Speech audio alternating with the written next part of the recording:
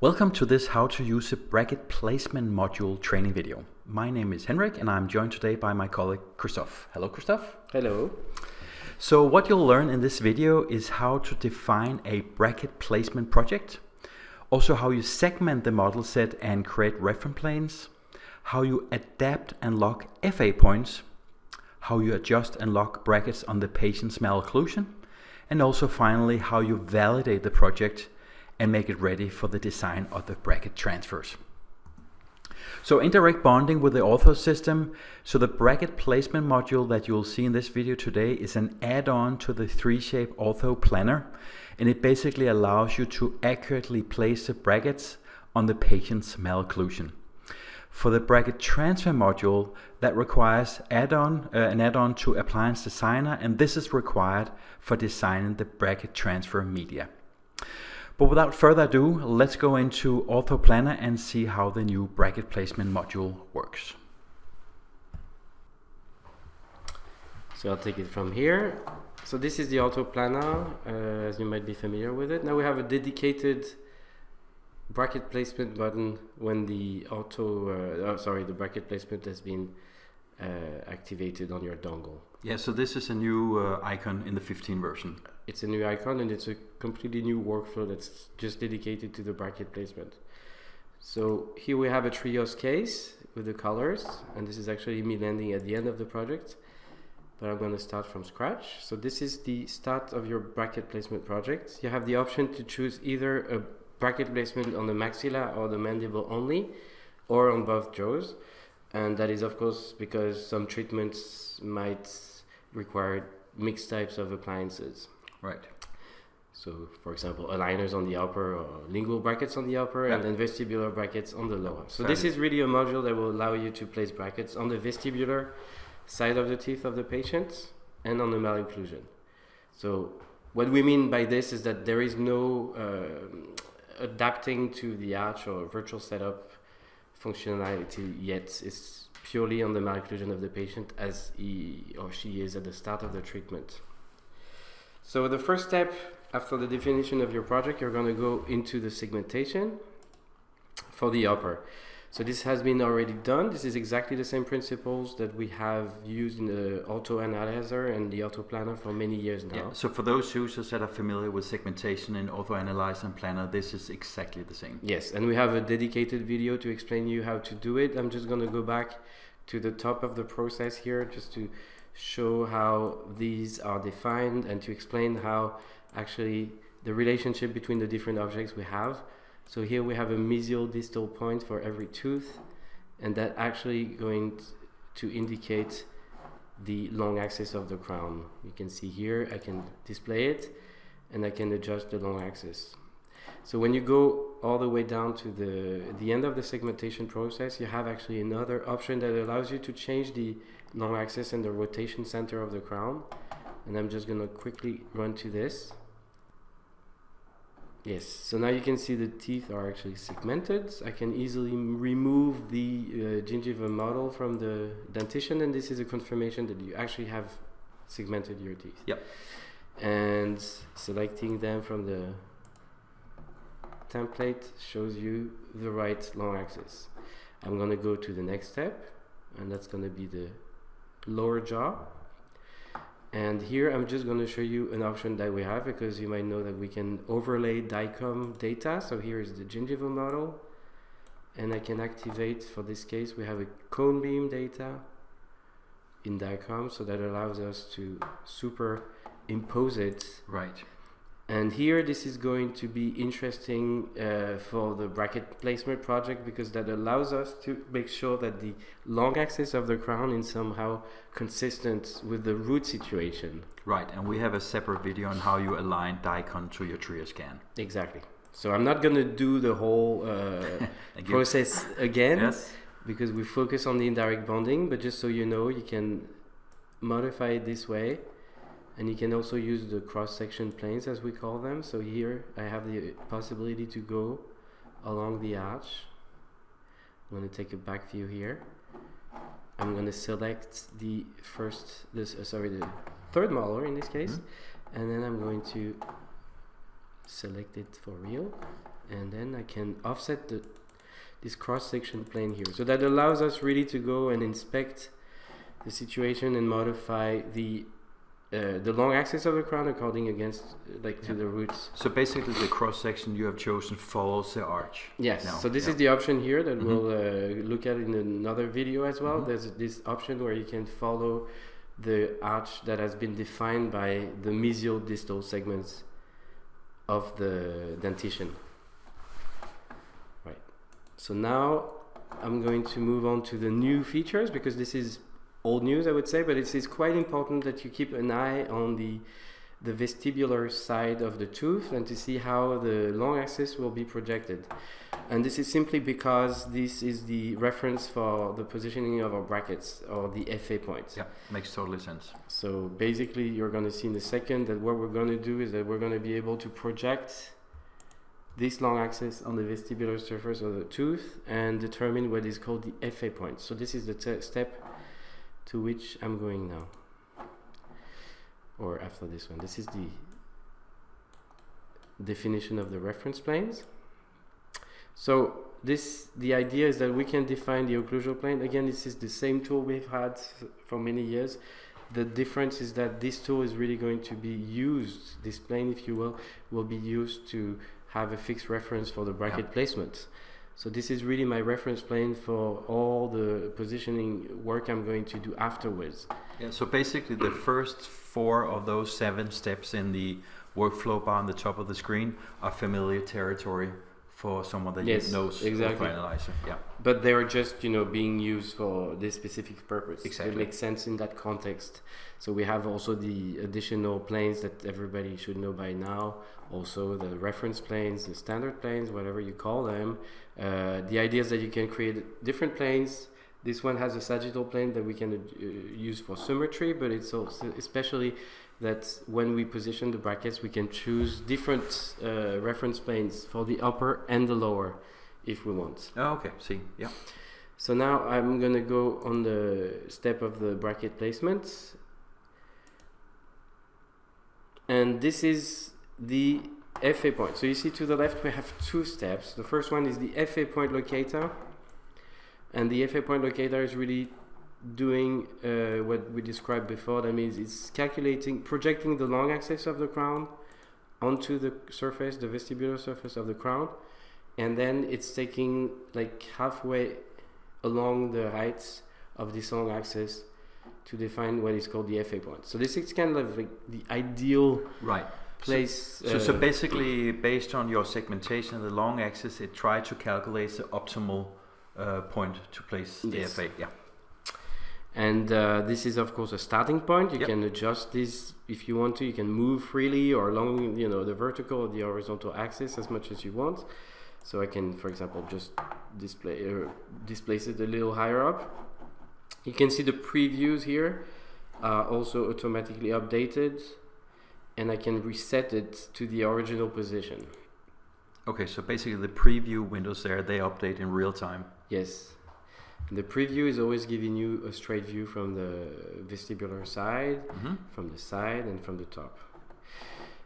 Another interesting aspect we have here is that the reference that we use for the previews is going to change the calculations of the measures that we receive on the previews. So here I have the occlusal plane. This is the plane we defined before as the fixed reference. And here, taking the view on the occlusal plane, you can see we have an expression of the tip and the torque of the selected tooth. Yes, okay. With regards to the occlusal plane. So this is also a way to express the malocclusion of the patient in absolute terms, which is also a new feature.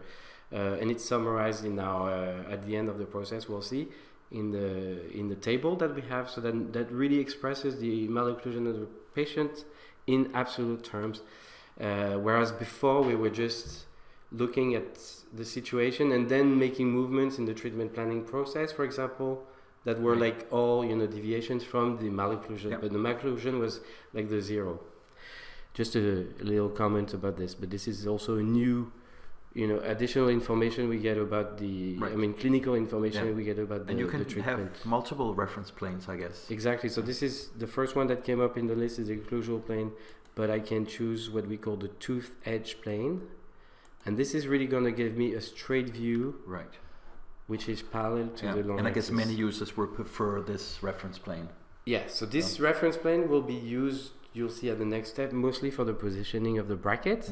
But this is an indication because we have some prescriptions for the brackets according to different doctors, where you can have a fixed, value or distance from the incisal edge or the gingival edge. Yeah. We actually return both. Okay. So this is really this guide that you can use to place the brackets according to some fixed prescriptions or recommendations. So again, at this stage, we're looking at the FA point. So the occlusal plane gives a nice, it gives some good information about the malocclusion, about tip and torque, especially. Here you can see we have a little more torque and especially more tip. And then I need just to validate or lock all the different points. So if I'm happy with the positioning of these points, of course I need to review them all the way around the arch to make sure that my long axis was correctly projected. And then I can simply lock my points. When I lock them, they turn green. That means I'm able to go forward to the next step, and that means I'm going to be able to add brackets on the upper jaw in this case. So I'm just going to remove the lower jaw, and we're going to look at the upper jaw first. So now the brackets have been placed. This is the bracket library list. As you might have heard, this list of brackets is always available, like updated in our system. Yeah, and there's a separate video on the new download center where you can get updates on bracket libraries. Exactly. So then you make sure you always have the latest libraries, and this is where the system will tell you if there is an update. Then it takes you to the download center of the control panel, and they have a version number as well, which is unique, obviously. So in this case, I took a 3M library, and they are positioned by default on the FA points. Yeah. So they have been locked. I need to unlock them. So here you can have a look. This is on the molar. I can take this and I can move it around. And as I said earlier, we can keep an eye on the prescription value here by changing in the preview. Very nice. Yeah. So this is one of the very strong features of the system, is the ability to position the bracket on top of the surface of the tooth, but without any collision. So it's really trying to maximize the contact. So there's collision detecting. There's a real-time collision detection between the bracket and the tooth. Okay. So now I can try to optimize it. I have a number of other options as well. So I can. This is what we call the auto snap tool. But I have actually another option that allows me to remove this auto snap. So imagine that, for example, for this molar, we had too much rotation on the bracket. So I'm going to open these features so you can here. disable the detection? Yes. Okay. Of course, I need to unlock it. So it's the same principle as the FA points. When it's red, you can move it and you can activate it. And now I can disable the auto snap. So here you can see we have some controls that allow me to manually adjust the tilting and so on of the bracket. And if I really have a problem, because it happens with the molar brackets that they will not land properly on the geometry of the tooth for very good reasons, because this geometry can be eroded or kind of not matching the surface of the bracket, then you can just readjust it this way, and then you can go back and then re-enable the auto snap, and it's going to snap very back nice, on. Very nice. So it's always going to look for the maximum contact, and basically that's the idea. So I would also recommend that you take a good, different previews of your bracket placement on the malocclusion. In this case, on the upper, you can put also the gingival model, and then that means you're happy with your placement. Then you can validate or lock the bracket. So these are the two ones that I need to lock, and I can press the lock all. Now they're all green. That means I can move on to the next, and they will not move. Yeah. Right. So that's also a critical aspect of of the system, is that to make sure that what you have locked is really going to stay locked. So the next step is going to simply be the same process on the lower jaw. There is an additional challenge with the lower jaw, except for the part where it disappears. It's like we typically have interferences with the upper jaw when we place brackets on the lower jaw. So I'm just going to have a look at how we can deal with this. So the locator of the FA points and everything is completely similar. Now they're all locked, as you can see in green. And I'm just going to remove these ones, but visualize these. So here we can see some outlines actually that indicate that something is going on. That means interferences with the upper jaw. Okay. And this we can control and confirm with this. Yeah. See your point. Yeah.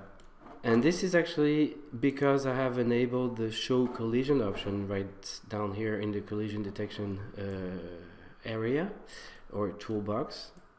So that really allows me also to quickly visualize where the problem areas are. Yeah. So what do we do when we have these problems? We have a different number of options. First of all, I want to make sure that I can optimize the placement of the bracket by disregarding the occlusion or the interferences from the occlusion, because this is really what matters, is like to make sure we have the optimal placement on every single tooth. So here we have an option actually that allows us to disable the collision detection to the antagonist. And this will do just this, because if I try to move my bracket now, I'm gonna unlock it, of course, so you can see it's green, it's red. Well, now I cannot move anything at all because it is inside in collision with the antagonist. So if I go here and I disable this feature, then that allows me to move it freely, but I still have the collision detection to the bracket. Right. It will still indicate the collision on the bracket base also. You know, I'm never going to collide on the tooth I'm moving it onto. So this is really a nice option to optimize your placement. And again, you can keep a look at the values to the incisal edge, like to get a positioning according to the prescriptions. That will allow me to do this here. So I could lock my bracket here, and now with this position, even though it's colliding with the antagonist. Here I'm going to correct the position of this bracket a little. We have a strong rotation, so I'm just going to put it a little more distally, and I'm going to lock it. Right. Okay, so now we have, let's say we have a project where the brackets are locked. And can you use the virtual articulator while you are in this process? Well, yeah, exactly. So this is the way I'm going to get rid of these collisions, because I have somehow an optimized placement on my teeth, is that I'm going to be able to use a virtual articulator. So we have the show collision here, right? And I can open the virtual articulator that we have in the orthoplanar. And most of you are probably familiar with. And again, we have a separate video on virtual articulator. And so the option I have here, and this is also a new option in 2015, is that I can create a new occlusion. So I have the default occlusion, which is that one, but automatically I can also create a new occlusion for the patient.